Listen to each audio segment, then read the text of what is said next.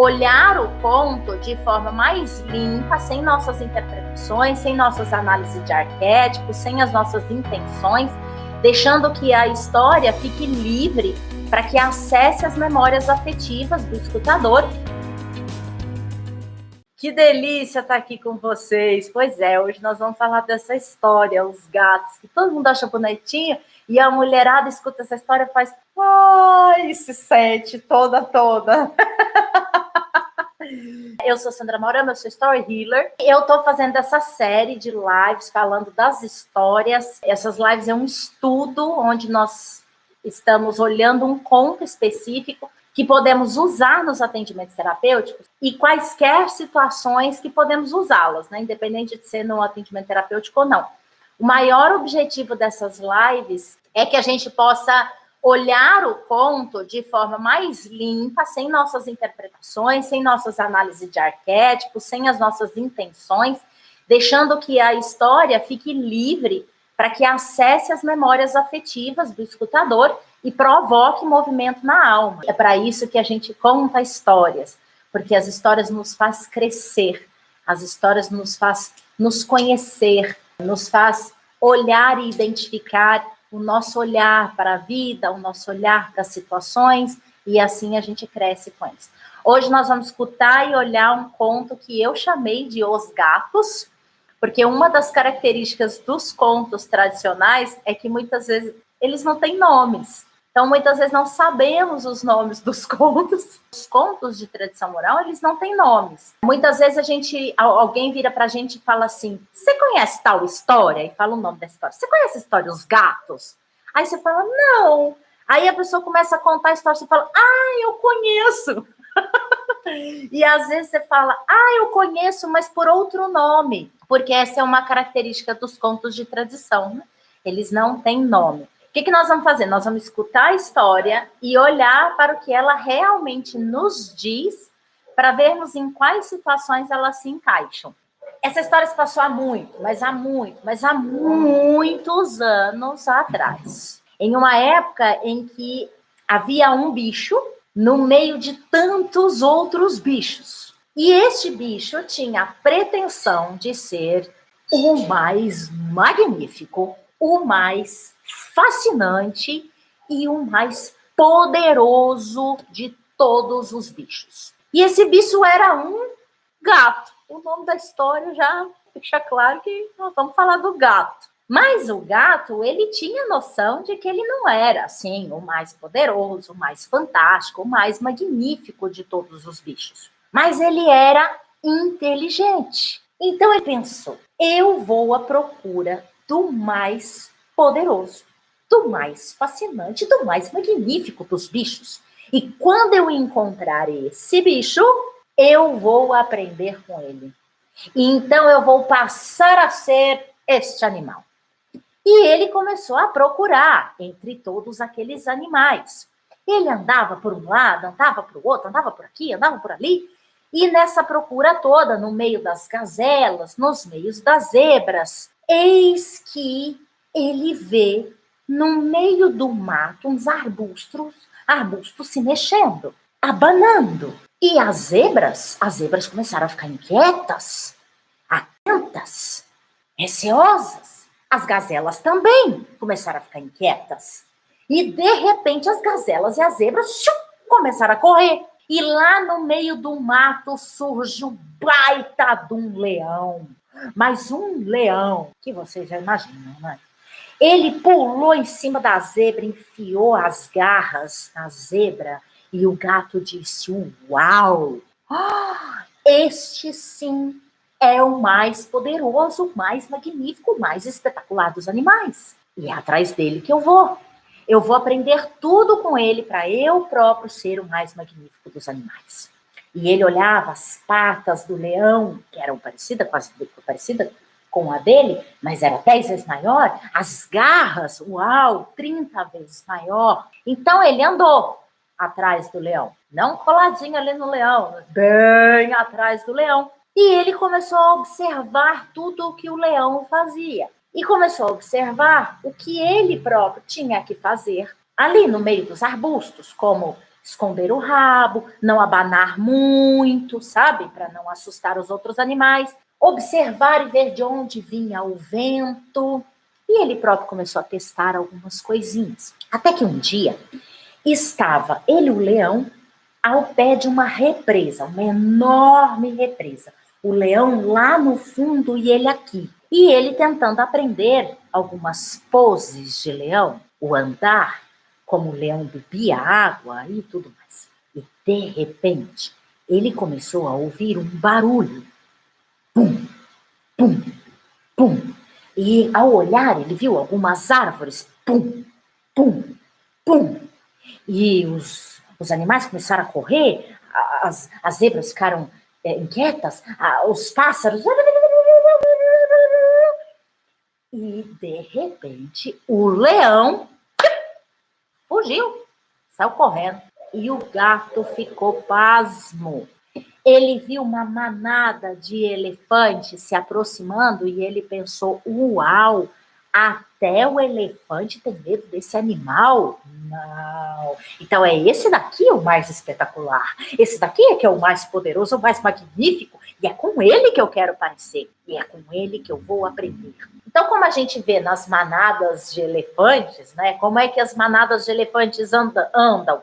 O grandão na frente, aí depois o menorzinho, o mais menor, pequeno de todos, e o gatinho no fundo lá da fileira, tentando aprender tudo que os elefantes faziam, tudo que faziam com a cauda, sabe? Bem, o gato não tinha tromba, isso era um pouquinho complicado, né? Mas ele ia, ele tentava fazer tudo que os elefantes faziam.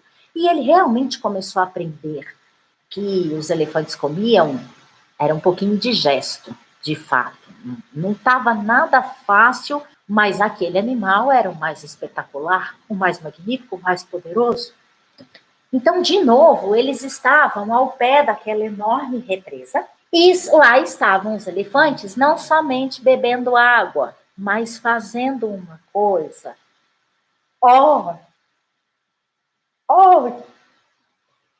Que olha, repugnantemente o gato tentava repetir, que eram os banhos de lama.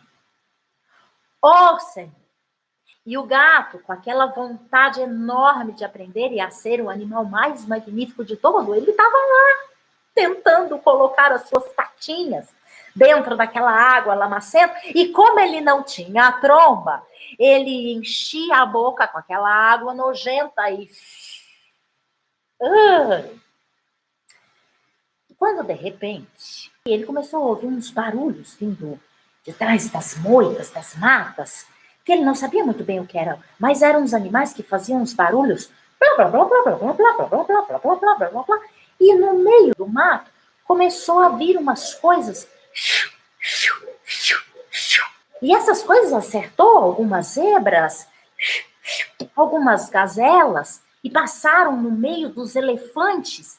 E rapidamente, antes que ele pudesse ver que animal que era que estava se aproximando, os elefantes se puseram em fila e deram perna. E o gato, saindo daquela água lamacenta, afastando aquela lama toda do seu corpo, ficou à espera para ver o que vinha de trás dos arbustos, dos matos. E até que apareceu um grupo de caçadores com seus arcos e flechas, apanhando as presas, as zebras, gazelas, e o gato pasmado.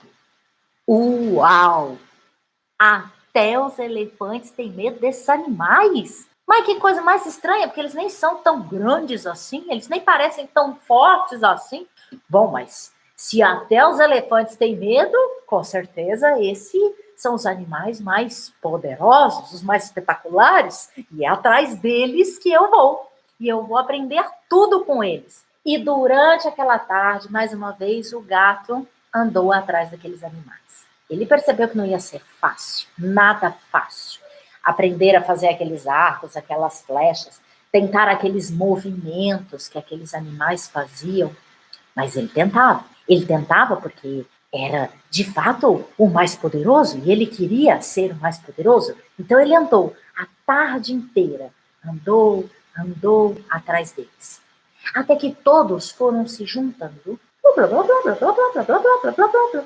pegaram uma estrada, e conforme foram chegando numa enorme clareira,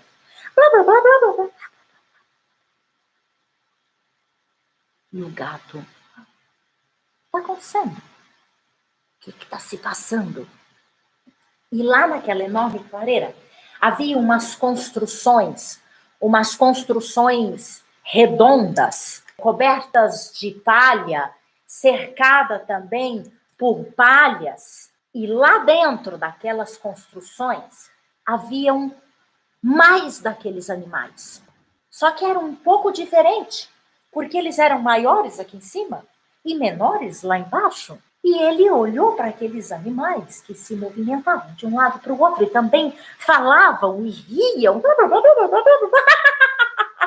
E lá de dentro veio um animal se encontrar com aquele grupo de animais. E quando ela veio se aproximando, ela foi logo dizendo: que é isso? Isso é hora de vocês chegarem em casa?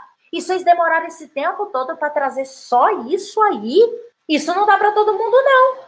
De jeito nenhum que isso aí dá para fazer o jantar para todo mundo. Então vocês vão fazer o seguinte, já que vocês levaram a tarde inteira só já se pondo, vocês vão deixar a comida aí, nós vamos fazer o jantar, nós vamos jantar e vocês vão dormir na rua. Virou as costas e entrou tranquilamente. E o gato, uau! Uau! Este sim é o animal mais poderoso, o mais magnífico, o mais uau de todos. E é com ele que eu vou andar até o fim dos meus tempos. E desde então, os gatos caminham com as mulheres. Acabou-se a história? A história termina aí.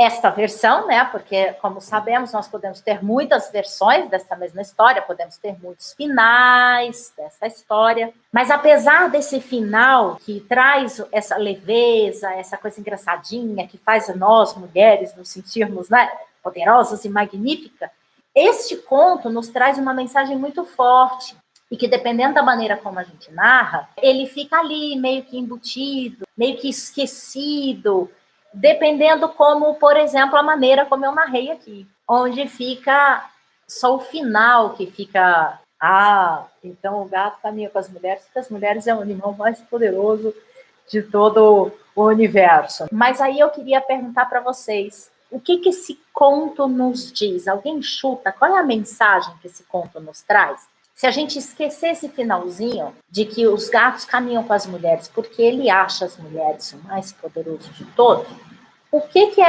esse percurso desse personagem nos mostra? O mais interessante é que quando aprendemos a trabalhar com a narrativa, a contar histórias para provocar movimento, o tom que nós damos na narrativa, o ritmo, a atmosfera, como colocamos o verbo, né, a palavra, para provocar o movimento, ela pode ter uma outra atmosfera, mudando também o entendimento da história. Aqui eu narrei essa história para que ela seja leve, engraçadinha, ela está desse jeito assim lá no podcast. Mas a gente pode transformar essa história para que ela realmente passe para nós uma mensagem super importante que o gato vivencia ali a todo momento. Se colocar, o mais poderoso leva os seguidores atrás de si. Olha que interessante esse ponto de vista do Hamilton. O mais poderoso leva os seguidores atrás de si. Achei o máximo. Gostei desse ponto de vista. A Márcia colocou busca pelo poder. Mas vamos olhar o conto em si. O conto. Veja, o mais poderoso leva seguidores atrás de si. Isso é uma interpretação. Busca pelo poder. Isso também é uma interpretação.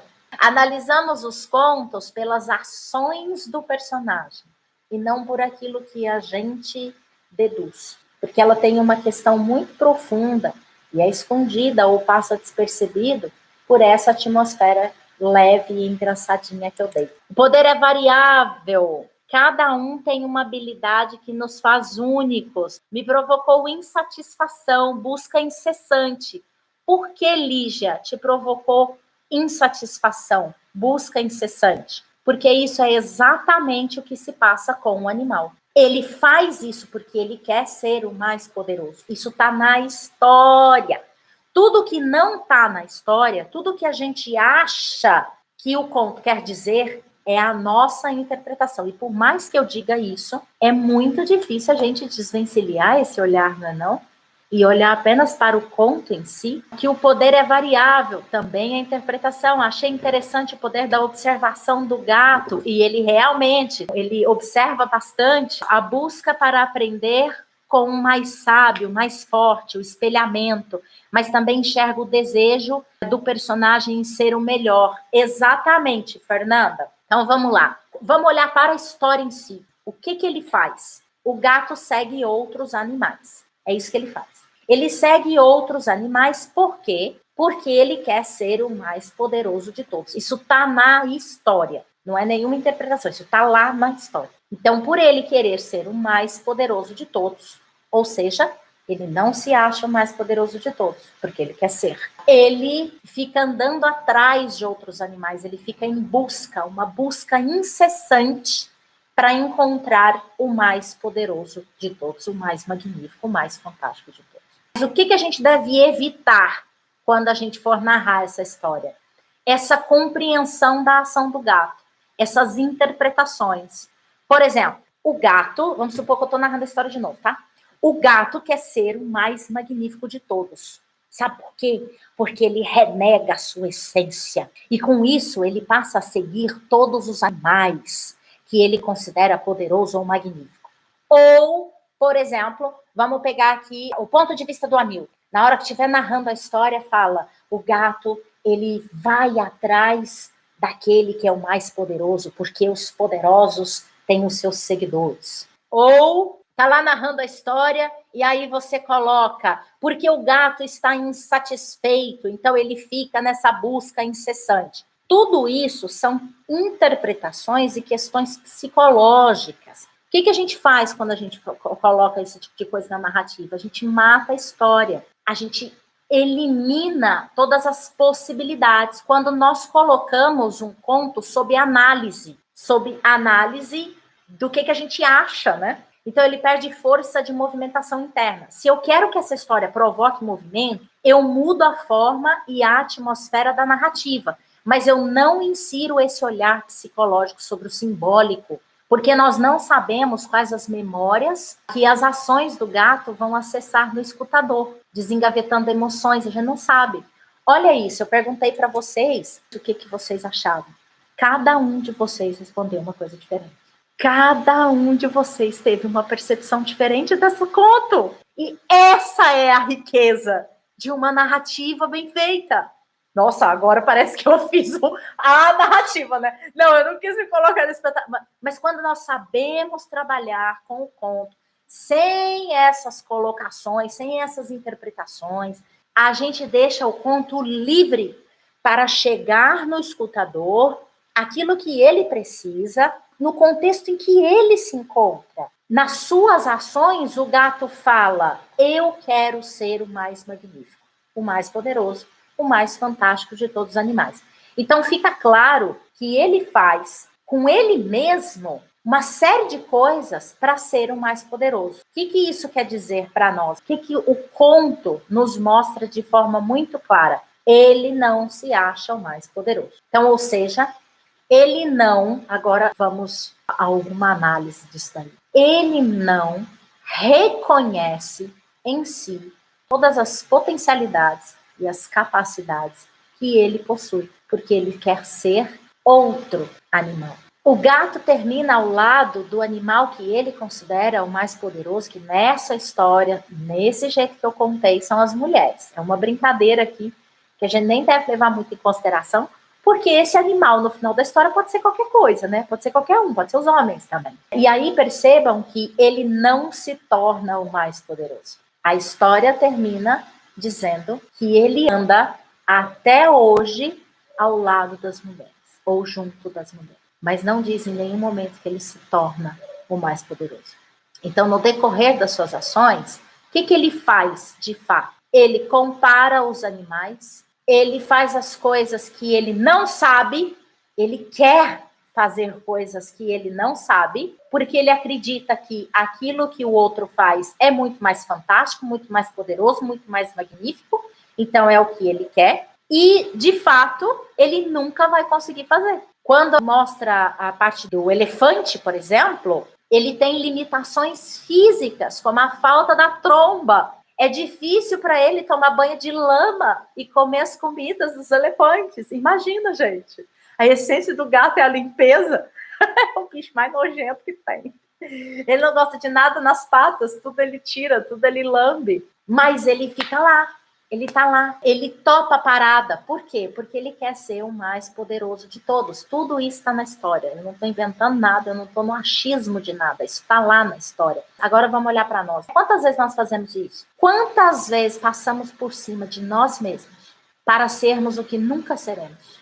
Quantas vezes passamos por cima de nós e tentamos uma série de coisas que nunca vamos conseguir fazer por diversas limitações, e simplesmente pelo fato de não reconhecermos quem somos, nossa essência, nossas raízes, nossas limitações. E o mais engraçado é que somente assim, quando estamos dispostos a reconhecer quem somos, nossas raízes, nossas essências, nossas capacidades, nossas habilidades, nossas limitações, é que podemos fazer mais. É que podemos fazer um pouco diferente. Sabe aquela coisa assim, ó? Hoje existe o iPhone 20.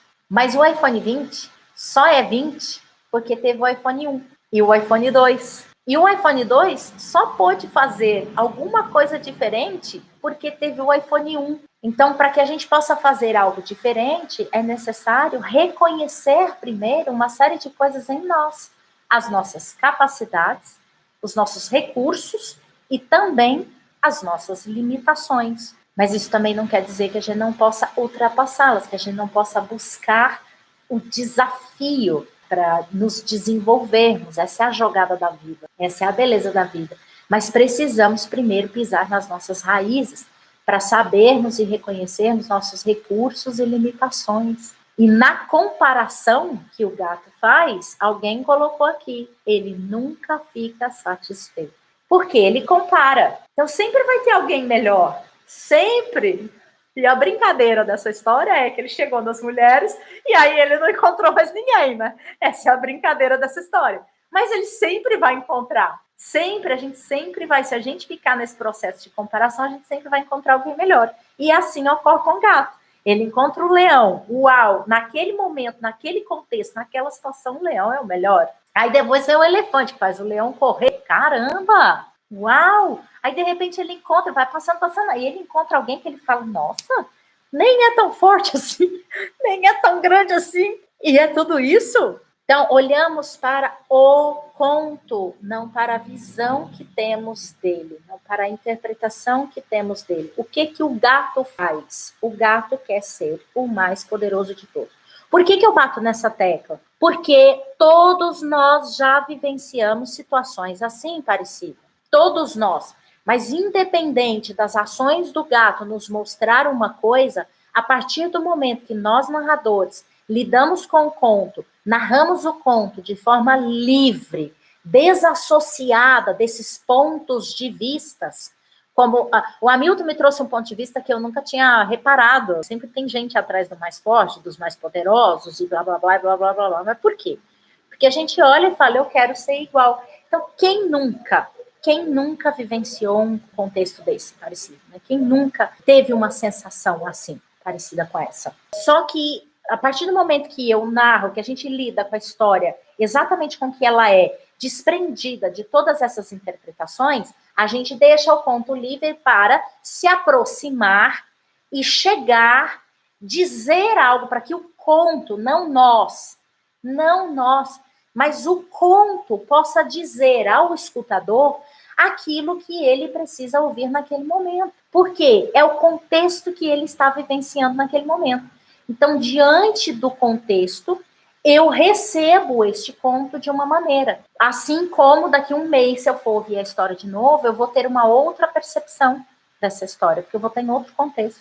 Só que se eu narro uma história carregada de interpretação, se eu narro essa história apenas por um único ponto de vista, eu mato todas as outras possibilidades de escuta dessa história. A gente pode olhar por outro lado dessa história, que é as ações do gato. O que ele pode nos mostrar? A ideia do aprendizado, de ultrapassar os limites. Ele não se prende às limitações, ele quer aprender mais e com os melhores. Também traz a ideia do esforço, do aprendizado, e vamos aprender com quem sabe aquilo que queremos aprender. Ué, quando eu fui fazer o curso de constelação, eu procurei alguém que o próprio Bert Hellinger indicava, já que eu não podia fazer com o próprio Bert Hellinger. Então eu falei, deixa eu ver quem é que o Hellinger indica. Quando eu fui fazer curso de com contadores de histórias, eu buscava fazer com aqueles que trabalhavam com os contos há anos e que também têm uma percepção do conto ser um medicamento para a nossa alma. Eu fui aprender com os tradicionais, fui aprender com quem já trabalhava com as histórias dessa forma. Então, por que não? Se a gente quer aprender algo, a gente vai aprender com o melhor. Então, o gato tá errado? Não tá também não, aí. Ele tá certo aí. Se ele quer se melhorar, se ele quer se desenvolver, se ele quer ultrapassar as limitações, por que não ir em busca de outras coisas? Então, eu não posso narrar essa história nem pelo ponto de vista de que ele está insatisfeito, de que ele não pisa nas suas raízes, de que ele não pisa na sua essência, não reconhece os seus recursos e as suas limitações, e também não posso narrar essa história sob o ponto de vista de que é assim que a gente tem que fazer, que a gente deve ir atrás mesmo dos melhores, que a gente deve aprender com os melhores e que a gente deve passar por cima de nós mesmos para fazer isso. Eu não posso. E o gato deixa claro que ele não mede esforços. Ele toma até banho de lama para aprender o que ele quer aprender, para crescer, para ser o mais magnífico. O mais importante de tudo isso é saber que a percepção, o aprendizado desse conto será de quem? Quando eu narro uma história, de quem é o aprendizado e a percepção do conto? Do escutador, não é minha. A minha é quando eu escuto, não quando eu narro. Quando eu ouço uma história, eu faço um trabalho, que eu ensino isso no meu curso Provocando Movimento, onde a gente utiliza daquele conto para nos mover e limpar o conto das nossas percepções, para que a gente possa ser, através da nossa narrativa, ser o narrador do verbo, das ações, e não das nossas interpretações. Senão eu mato toda a capacidade e potencialidade da história de atingir o contexto das pessoas. Matamos a riqueza de possibilidades que ele possui de se conectar com qualquer contexto que o escutador esteja vivenciando. Então, o trabalho do story healer, para saber trabalhar com os contos como provocador de movimentos internos mesmo, para fazer acessar coisas ali, ou que seja simplesmente para produzir hormônios de bem-estar, que faça bem para a nossa saúde, também é necessário saber narrar. Então, se eu quero ser um story healer, onde eu também vou produzir, através de uma história, ajudar as pessoas a mudar de comportamentos, principalmente os destrutivos, ter percepções de si, é saber deixar o conto livre das nossas percepções e das nossas interpretações pessoais. Nas histórias, nós encontramos uma montanha russa de emoções. E é com os conflitos que nós lidamos. Nós precisamos saber os conflitos. Existem 3 tipos de conflitos que a gente lida com as histórias. O conflito relacional, que são entre os personagens de relação, o conflito interno e o conflito de meio ambiente. E é importante, meio ambiente é aquele que nós não temos controle, né? Você sai na rua e começa a chover, por exemplo. E aí, nessa história, deixa claro que é conflito interno. Conflito interno. Ele não tem nenhum conflito ali com os personagens que ele se relaciona. Ele não tem nenhum conflito com o leão, nem com o elefante, nem com os homens, com nenhum. Mas ele vive num conflito interno. Precisamos saber exatamente qual o conflito que ele vivencia e podemos... Não precisamos, mas precisamos saber que é um conflito interno, para a gente não começar a colocar muitas coisas e muita sujeira aí na história. E precisamos saber qual é o desenho das emoções que nós podemos brincar com essa história. Para quê? Para sabermos conduzir o conto e quais hormônios vamos produzir. Porque se eu não sei qual é a emoção que eu estou lidando ali na história, eu posso produzir hormônios que não são muito benéficos. Então, o que eu quero produzir no outro? De hormônios mesmo, benéficos, isso a gente tem controle. Então, para narrarmos uma história, a gente narra as ações, eu vou repetir, a gente narra as ações dos personagens, que é o que a gente chama de verbo, é o que a gente chama de palavra, aquilo que a gente pode ver, sentir, escutar, degustar, sentir o cheiro, não as questões psicológicas, como o gato, ele estava insatisfeito com a vida numa busca incessante daquele que era melhor. Aqui o conflito é ser o mais poderoso, porque ele não se sente o mais poderoso, né? Ele quer ser o mais poderoso, ou seja, ele não é o mais poderoso. Ele sabe disso. Mas ele está sempre ali, ó, tentando fazer tudo aquilo que ele não consegue, porque ele quer fazer coisas que é limitante para ele. Mas ele tenta. E sabe o que é lindo? Ele não desiste, não é? Ele não desiste. E o mais engraçado é falar assim, os gatos caminham com as mulheres porque ele encontrou os animais mais poderosos. Aí ele, desde então ele caminha com as mulheres. Aí, se a gente for olhar para o gato em si mesmo, para o gato na vida real, gente, o gato tem uma postura de que o ser humano tá lá para servir ele é o rei da parada. Não tem essa, não. Quem tem gato sabe do que eu tô falando. E aí, vamos olhar para isso. Ó. As emoções do personagem são muitas.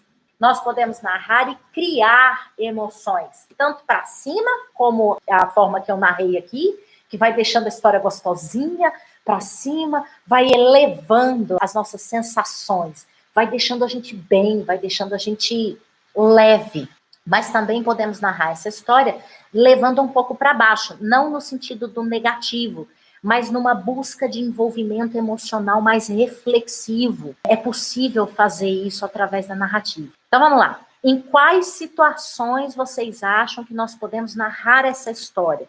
Que tipo de situação? Thaís Marcelo, uau, primeiro contato com o teu trabalho e amando. Muito obrigada, Thaís. Seja muito bem-vinda. Seja muito bem-vinda. Eu espero poder realmente acrescentar na sua vida e na vida de todos o benefício da arte de contar e ouvir histórias. Já falando do podcast, tem um podcast no Spotify, Contos que Movimentam, onde toda semana eu coloco 2 histórias. E todas as histórias que eu trago aqui nas lives que eu estou trazendo, nessa série de lives, são contos que estão lá. Então vamos lá, gente. Quais situações? Vamos pensar numa aqui. Primeiramente, para que a gente possa trabalhar com essa história de forma mais assertiva. Primeiramente, a gente pensa nas situações do animal. Então, por exemplo, uma das coisas é, de certa forma ali, uma das nossas visões dessa história é que o gato não reconhece as suas habilidades, né? Nem seus recursos, nem suas limitações. Então, numa situação assim como essa, a gente pode narrar essa história. Se for narrar do jeito que eu narrei aqui para vocês, ou do jeito que está no podcast, vai funcionar? Nope, não vai. Porque essa história, do jeito que ela foi narrada, nós temos uma outra percepção. A gente precisa tirar algumas coisinhas ali ou dar um outro tom, um outro ritmo para essa história. Quando as pessoas estão passando por cima delas mesmas, estão fazendo coisas que ela não ama, ou coisas que a machuca demais, ou coisas que é muito difícil para elas, porque o gato vivencia isso. O gato passa por essas situações, onde é muito difícil para ele. Ele precisa comer coisas que é indigestas, precisa tomar banho de lama, ele precisa aprender movimentos que vai ser quase impossível, ele não vai conseguir fazer os arcos e as flechas, mas mesmo assim ele está lá tentando aprender. Então, quando estamos passando por cima de nós mesmos, essa história também pode servir. Quando a pessoa, por exemplo, ou o escutador, não está se esforçando o suficiente. Por quê? Porque esse gato é o esforço em pessoa. Quando nós estamos querendo aprender algo novo, de certa forma, a gente passa um pouco por cima de nós ali, porque a gente precisa lidar com as nossas limitações. E aí a gente vai ultrapassando isso aos pouquinhos. Quando as pessoas estão sobrecarregadas. Boa, Márcia. Se o escutador está lá trazendo um tema onde você percebe que ele está sobrecarregado, blá, blá, blá, ou seja, está fazendo muita coisa ali que não está ao seu alcance, está além do seu alcance, além dos seus recursos, e aí a gente se sente sobrecarregado mesmo. Quando a pessoa não tem confiança de si, não tem autoconfiança, se a pessoa chega para você e você percebe ali, ou na fala dela, né, tá trazendo que não tem autoconfiança, este ponto cabe muito bem. Para gerar confiança no feminino ou no masculino.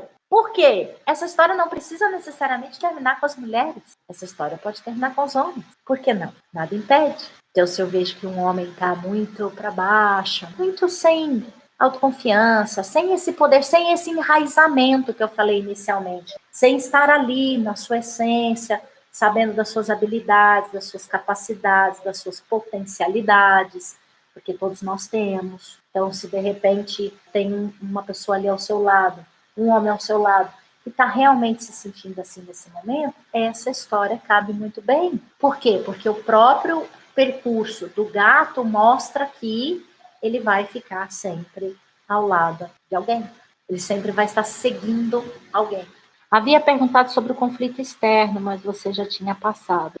O conflito externo, ele é tanto relacional quanto meio ambiente. É tudo aquilo que está fora. Só que o conflito de meio ambiente e o conflito relacional, ele provoca conflitos internos. Então, toda a história, os personagens vão vivenciar conflitos internos. Toda a história. Precisamos saber de todos? Não. Mas é importante a gente saber quais são alguns conflitos ali, porque senão a nossa história não tem força. Aristóteles já dizia, sem conflito, sem história. Não há história sem conflito. É através do conflito que a gente vivencia junto e que a gente aprende. Seja através de uma recompensa, ou seja através de um, entre aspas, castigo. Se a gente não reconhece o conflito, se a gente não observa o conflito, e não reconhece os conflitos ali da história, a gente pode eliminar o conflito da história e não narra o conflito da história. Por quê? Porque a gente começa a enfiar um monte de questões psicológicas, um monte de falas psicológicas. Aí ele estava com medo, aí ele estava com receio, aí ele pensava assim, assim, assado por causa do medo. Isso são questões psicológicas, isso não é a narrativa do verbo. A narrativa do verbo é, se o personagem está com medo, eu narro as ações dele, que deixa claro que ele está com medo, não preciso dizer que ele está com medo. Todas e mais situações que essa história cabe, essas que eu acabei de falar aqui, mas tem muito mais, não reconhecer a sua habilidade, a sua essência, seu poder pessoal, passando por cima de si, né, não está se esforçando o suficiente, a falta de confiança, enfim, tem um monte de situações aí, mais situações que essa história pode caber, vai depender de como você conduz, de como você narra a história e de como você a utiliza. De uma coisa certa, se você narrar qualquer história com intenção de fazer apontamentos ou de estabelecer um ponto de vista, o escutador vai se defender da história e se fechar com você, porque ele vai se sentir julgado. Então, esse é o ponto X da questão. Por isso que eu venho trazendo essas histórias aqui para vocês, para a gente começar a olhar o que é nosso e o que é da história. O que é nosso, o que é da história. E a cada live que a gente, cada encontro que a gente faz aqui, uma chavinha dentro de vocês viram, né? É isso que eu acho importante. Tem que virar mesmo para que a gente possa ser narradores de verbo. Tá bom? Então é isso. A live de hoje é isso. Os gatos, amo essa história, amo contá-la dessa forma. Então, um grande beijo para vocês. Beijo grande, até a próxima. Obrigada pela presença de todos e, de novo, seja muito bem-vindo.